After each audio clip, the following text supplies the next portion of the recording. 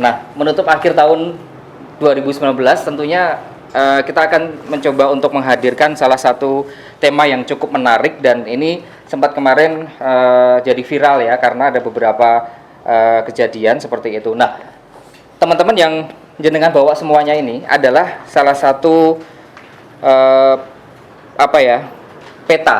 peta lama dari keberadaan kepatian, kompleks kepatian. Saya bilang seperti itu karena memang kompleks kepatian itu membentang dari Plengkung awal sampai belakang SMKI, dan itu bisa dibayangkan betapa luasnya, berapa panjangnya begitu ya dari kompleks kepatian itu sendiri. Nah, hari ini nanti saya akan coba pandu begitu untuk melihat sisa-sisa dari keberadaan dalam kepatian, termasuk juga nanti akan cerita sedikit mengenai pepatih dalem sama Mas Dani, dan juga nanti ada Pak Heri yang akan memaparkan bagaimana posisi kepatian, kemudian pepatih-pepatih dalem yang pernah menguasai atau menjadi pepatih di negeri Surakarta Hadiningrat. Ya, hari ini nanti insya Allah sebelum zuhur kita cukupkan atau kita selesaikan, semoga sebelum itu juga sudah selesai ya, karena kita nanti akan tutup dengan diskusi bersama. Kira-kira ada nggak sih yang perlu dibahas atau mungkin ada yang perlu didiskusikan kayak gitu. Nah, sebelum kita mulai tentunya kita berdoa dulu teman-teman, semoga lancar, tidak ada halang-halangan apapun, semoga nanti mendung juga ya karena mengingat ini panas banget. Kita boleh berdoa dulu menurut agama dan kepercayaan masing-masing, dipersilakan. Kita berdiri ya. Plengkung pertama ini kemudian masuk sampai ke membujur ke arah utara kayak gitu. Nah, dulunya memang dari samping kanan maupun samping kiri ini adalah patjagan atau tempat jaga, biasanya tempat caos di dalam kepatian, biasanya untuk menjaga regol, biasanya seperti itu. Jadi ketika ada tamu masuk biasanya ditanyakan nih keperluannya apa, utusannya dari siapa dan lain sebagainya kayak gitu. Nah, namanya Griya Pajagan. Nah, ini teman-teman. Kalau teman-teman pernah lihat gambar lama sebelumnya, memang seperti ini kondisinya. Ini Plengkung pertama, posisi saat kita berdiri saat ini. Nah, Pejagan itu di sekitar sini nih, Pejagan. Itu adalah tempat jaga. Jadi sudah hilang ya. Sudah hilang tempat pejagannya, cuma tinggal Plengkungnya saja yang seperti kita lihat di belakang itu. Nah, begitu masuk dia nanti langsung menuju ke regol, kemudian kendopo dan beberapa bagian kepatian yang lain. Nah, seperti ini. Sudah pernah lihat sebelumnya teman-teman petanya ini, gambarnya ini? Sudah nggih? Sudah semua ya? Nah, benar. Jadi ini dari tengah situ pas angle-nya. Ada beberapa kereta juga sih di depan sini, kemudian regol, dan regol ini sebetulnya bukan langsung menuju ke dalam kepatian ya, karena nanti masih ada beberapa kompleks di belakang ini. Ini cuma regol di depannya saja, seperti yang dilihat teman-teman semuanya. Pelataran regol ini yang di depan kejaksaan, kemudian regol itu yang sekarang mungkin jadi pagernya itu ya, sampai ke arah utara seperti itu. Nah, informasi yang kemarin kita dapat melalui wawancara beberapa orang yang ada di kepatian, termasuk salah satunya keberadaan water torrent yang ada di kepatian itu ada 4 sebetulnya. Di daerah kepatian tuh ada 4 teman-teman, tidak hanya cuma satu yang seperti di gambar lamanya, tapi ada 4. Salah satunya adalah di sebelah barat sini yang sekarang jadi pendopo, itu dulu dia water torrent. Iya, ada water torrent. Nah, kenapa hilang? Nanti kita akan coba diskusikan kenapa hilang. Kemudian kompleks kepatian secara keseluruhan pun juga hilang sama sekali. Nanti akan dijabarkan sama Mas Dani. Jadi nanti bagaimana konflik, bagaimana dinamika pepatih dalem, bagaimana keberadaan kepatian itu sendiri, kenapa benar-benar nggak ada sisa. Nanti akan lebih jelasnya akan dijelaskan sama Mas Dani dan juga Pak Heri. Kita lanjut dulu teman-teman, ada yang mau ditanyakan dulu? Silakan. Udah semua teman-teman? Ada yang pernah pertama kali ke sini? Ada yang sudah 2 kali, 3 kali, 4 kali? Belum sama sekali. Baru melihat pertama kali ya. Bisa dibaca nggak teman-teman? Ada yang bisa baca bahasa Jawa? Tulisan Jawa lebih tepatnya. Memang ada beberapa part yang hilang sih, tapi untuk angka tahunnya masih terbaca sih sebetulnya. Angka tahunnya berapa itu? Itu tahun Jawa. 1829. 1829. Kalau dikonversi ke dalam tahun Masehi itu tinggal ditambah 70 tahun. Jadi sekitar tahun 18. Ya, 99. Pintar Mas, matematika dapat berapa? 1899.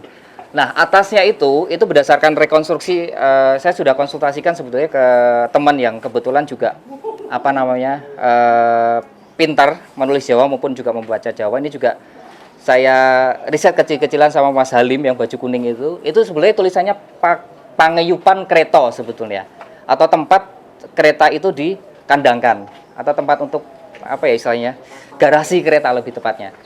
Dan sebetulnya bukan hanya kereta kematian sih Pak. Oh, kereta kematian. Kompleks kematian, yeah, kompleks kematian.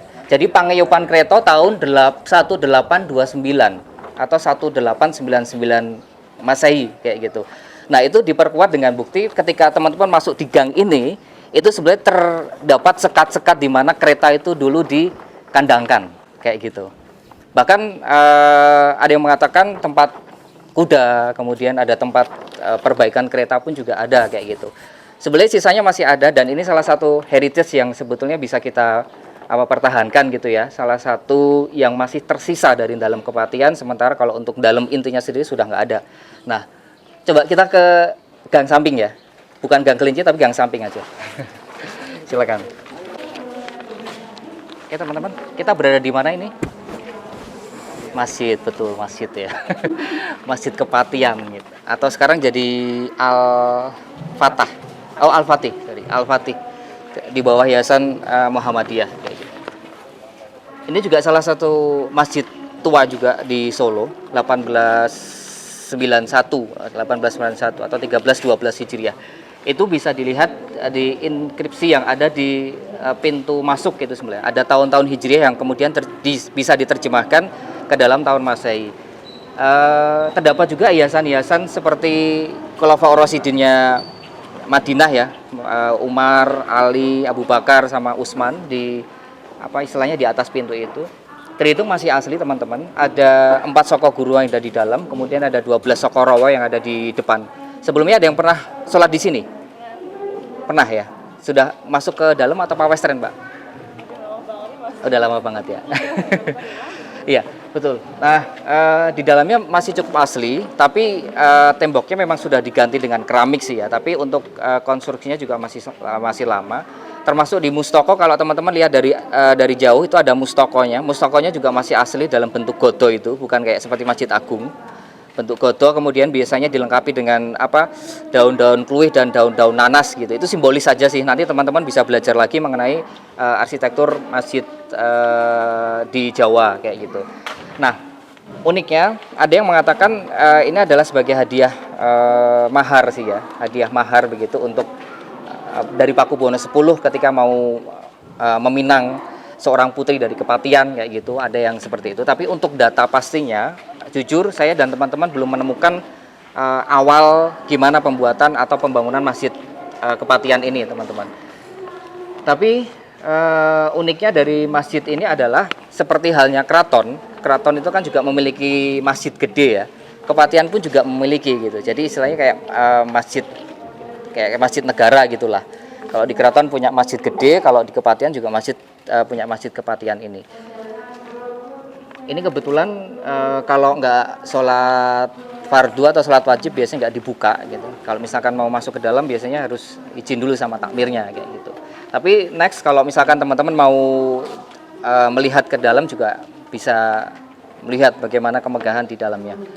Kayak gitu. Oh ya, satu lagi, mimbar yang digunakan untuk berkhotbah itu ada simbol sih, ada simbol Srikaya sebetulnya, ada simbol Srikaya. Saya pernah baca itu. Jadi Srikaya itu sebetulnya lebih pada filosofis, bagaimana ketika seorang khotbah itu harus memberikan sebuah ceramah yang berisi gitu.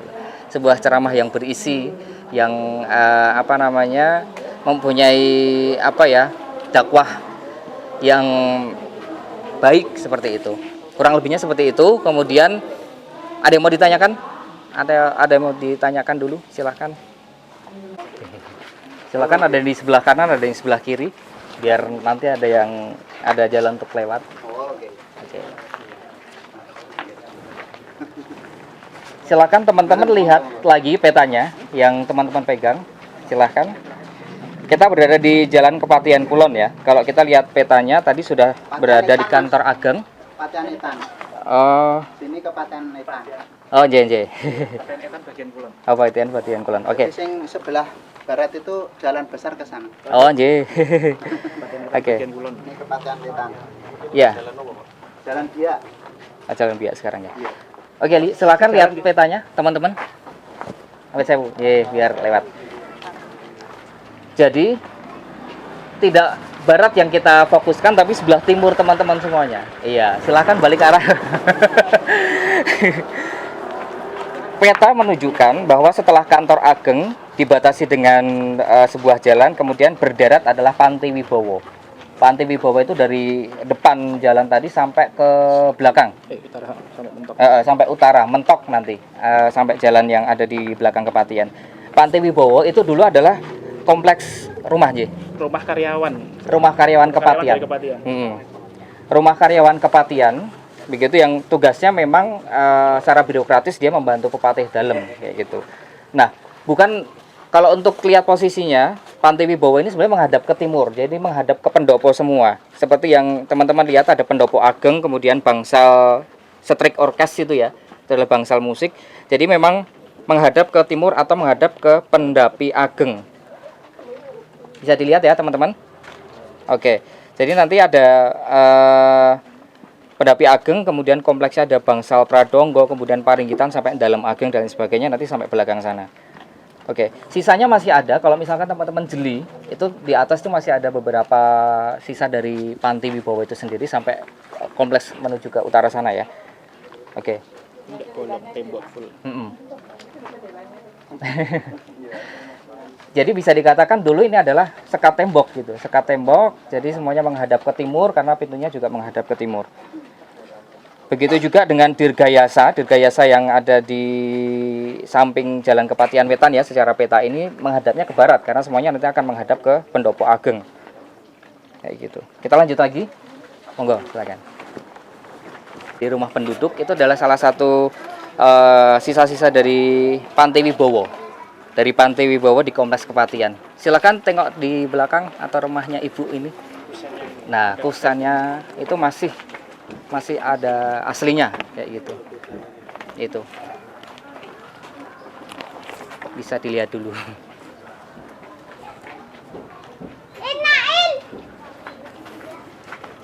Beri jalan Wan Sewu.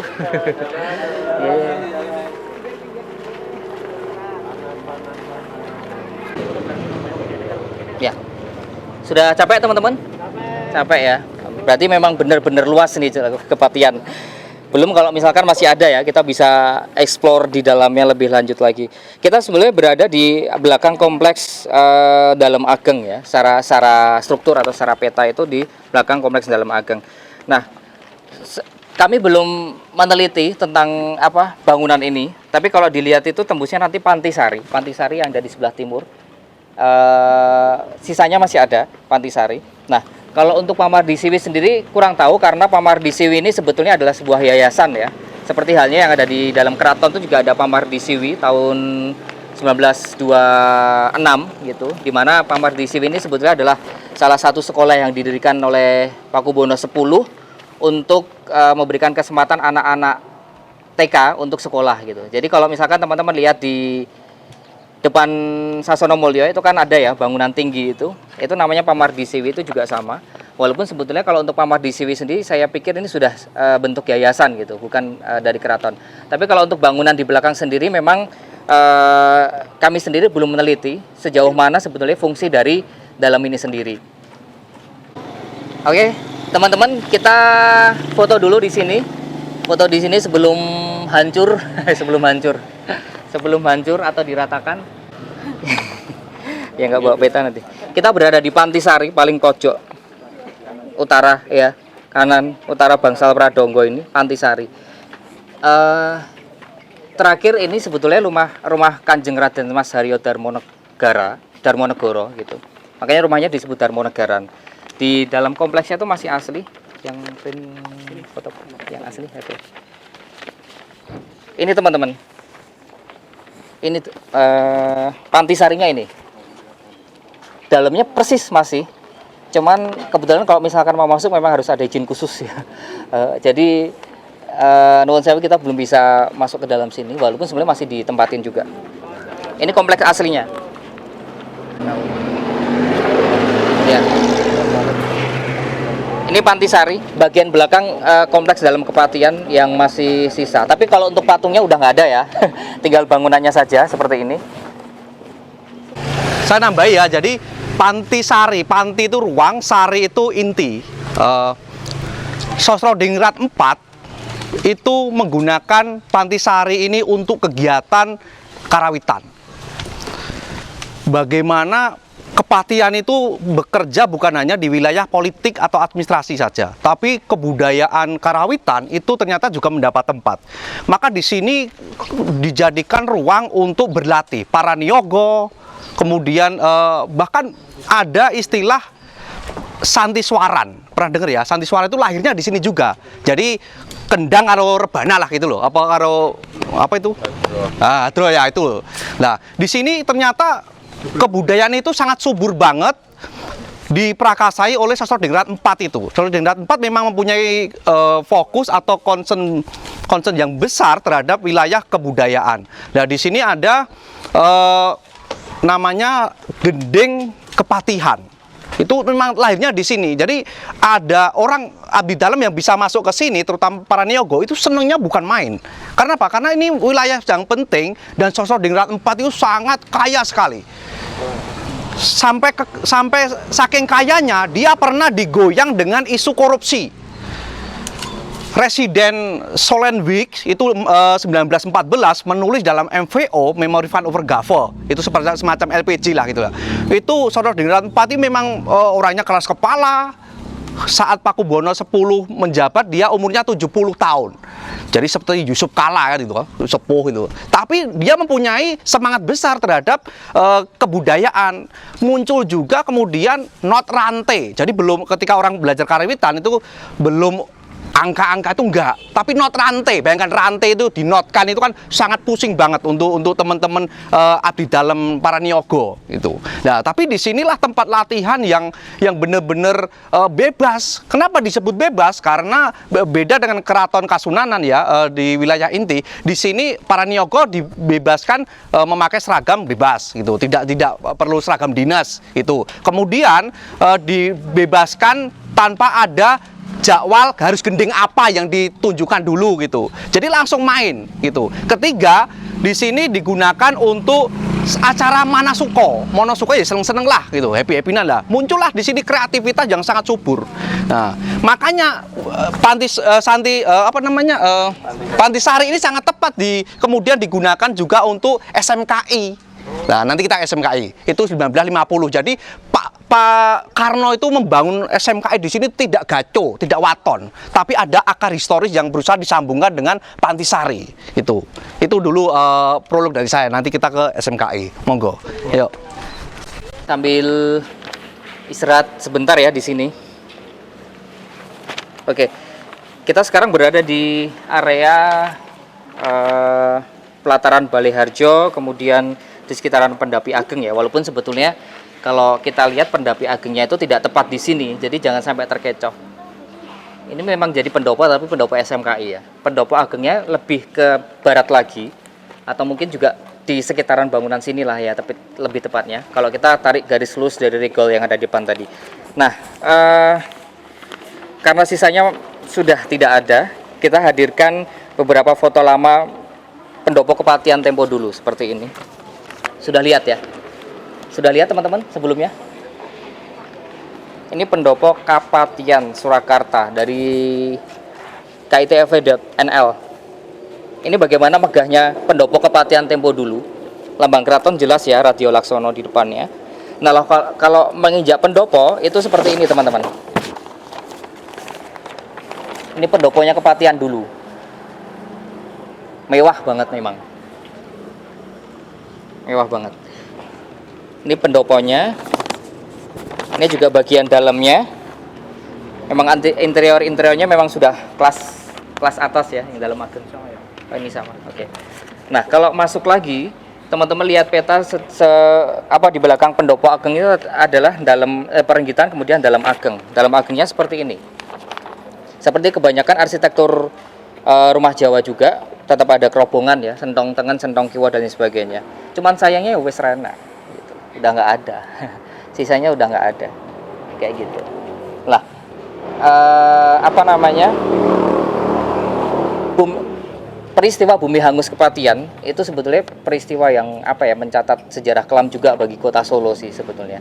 Nah, ada apa sih sebetulnya kok di bumi hanguskan, kemudian apa Solo pun juga sudah nggak jadi daerah istimewa Surakarta. Itu juga nanti akan diceritakan lebih jelasnya pada saat diskusi nanti. Oh ya, Gusti Allah. Sudah pernah lihat sosok Patih Sosrodiningrat IV? Sudah ada yang sudah, ada yang belum. Ini adalah Patih Sosrodiningrat IV, teman-teman. Ya, ini menantu dalam PB 9. Menantu dalam PB 9. Jadi bisa dikatakan ini ipar ya, iparnya PB 10. Kayak gitu, PB 10.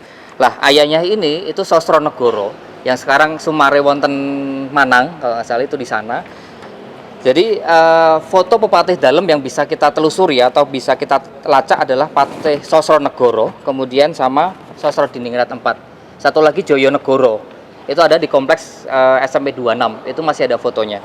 Nah, sosok ini juga termasuk sosok penting juga dalam dinamika Surakarta.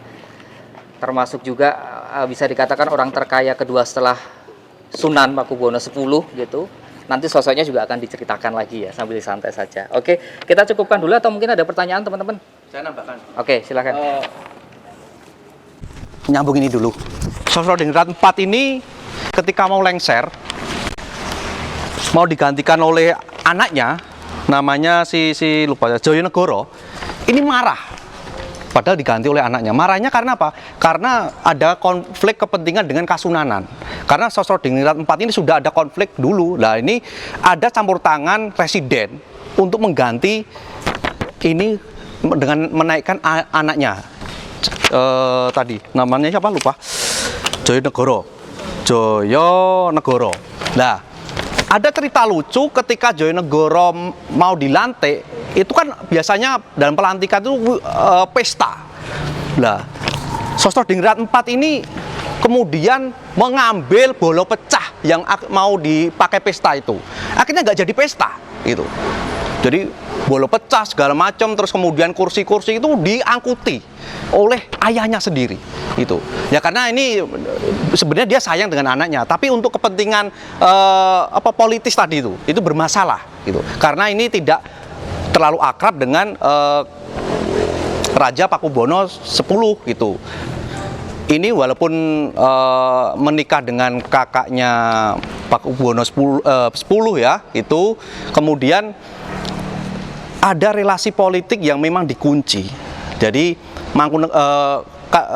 Kepatihan ini jangan sampai ada pemberontakan dengan cara menikahkan pihak Kasunanan dengan sini. Anaknya ini kemudian menikah lagi dengan anaknya Pakubuwono X, Joyonegoro. Itu dinikahkan dengan anaknya Pakubuwono X. Nah, dalam pemberitaan residen ini saya ketika baca MVO itu juga kemekelan. Anaknya Sosrodiningrat IV ini ternyata tidak selalu lurus. Ada yang dikabarkan dua anaknya ini homo. Itu ada. Presiden Gelpo menyebut gitu. Kemudian ada anak satu lagi terlibat dalam pembunuhan. Kemudian ini ditutupi kasus itu. Ditutupi jangan sampai meledak. Nah, ternyata setelah beberapa tahun kasus itu tercium oleh pemerintah Kasunanan. Akhirnya apa? Anaknya tadi itu bunuh diri. Jadi ini cerita-cerita tragis keluarga Kepatihan, keluarga Patih itu. Nah, terus kemudian Sosrodiningrat IV ini digoyang dengan isu korupsi pabrik lupa aku namanya, ada di catatan Residen Gelpe maupun Wix itu. Nah, di sini kita bisa memahami bahwa Kepatihan itu tidak bisa dipandang remeh dalam struktur pemerintahan kerajaan. Terus nyambung lagi ke ini ya, SMKI. Ini dibangun 1950. Dulu namanya Kokar. konservasi karawitan. Konservasi itu kan perawatan. Kenapa disebut konservasi karawitan? Karena ada dua persoalan. Pertama, ketika keraton sudah rubuh kekuasaannya, padahal potensi budaya kan sangat banyak, tari, karawitan. Empu-empu ini harus mengeluarkan pengetahuan ini, gitu. Nah, makanya diberikan wadah SMKI, Kokar. Persoalan kedua, Pak Karno gelisah ketika Eropa atau Barat sudah tidak lagi menjajah ya, tapi kebudayaannya sangat kuat dan ditakutkan. Nah, makanya kebudayaan nasional itu dari kebudayaan lokal-lokal itu dipilihlah yang dari keraton untuk dimasukkan ke sini.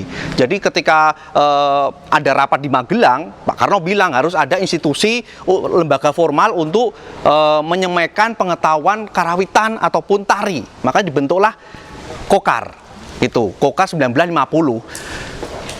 Lulusan pertama itu S. Ngaliman, penari maestro tari yang dari Kemlain itu. Di sini sekolahnya tidak 3 tahun, tapi 4 tahun. 1954 dia baru lulus gitu. Jadi di sini boleh dikatakan memang kalau sekolah ini terhapus, berarti kita nasib buruk lah untuk karawitan ataupun untuk tari. Itu karena apa? Sekolah ini memang diciptakan untuk meregenerasi para seniman muda, para penari atau para nyogo gitu. Dulu abdi dalam dari keraton itu para empu itu Warso Diningrat, Mloyo Widodo, Mloyo Reksoko, Joyo Diningrat itu ngajarnya di sini semua gitu. Ngajarnya ada yang pakai susur gitu. Masih susuran yang walaupun cowok dia pakai susuran, kemudian pakai beskap. Nah, jadi dengan cara-cara seperti orang-orang keraton gitu. Nah, jadi di sini boleh dikatakan sebagai pusat kebudayaan versi lain dari keraton itu, tapi spiritnya tetap sama karena kebudayaan tradisional di sini gitu. Itu dulu dari tambahan dari saya. Nanti kita bisa diskusi, mungkin disimpan dulu ya pertanyaan, kita sambung lagi nanti kita di objek yang lain. Monggo Mas Dayat. Ya.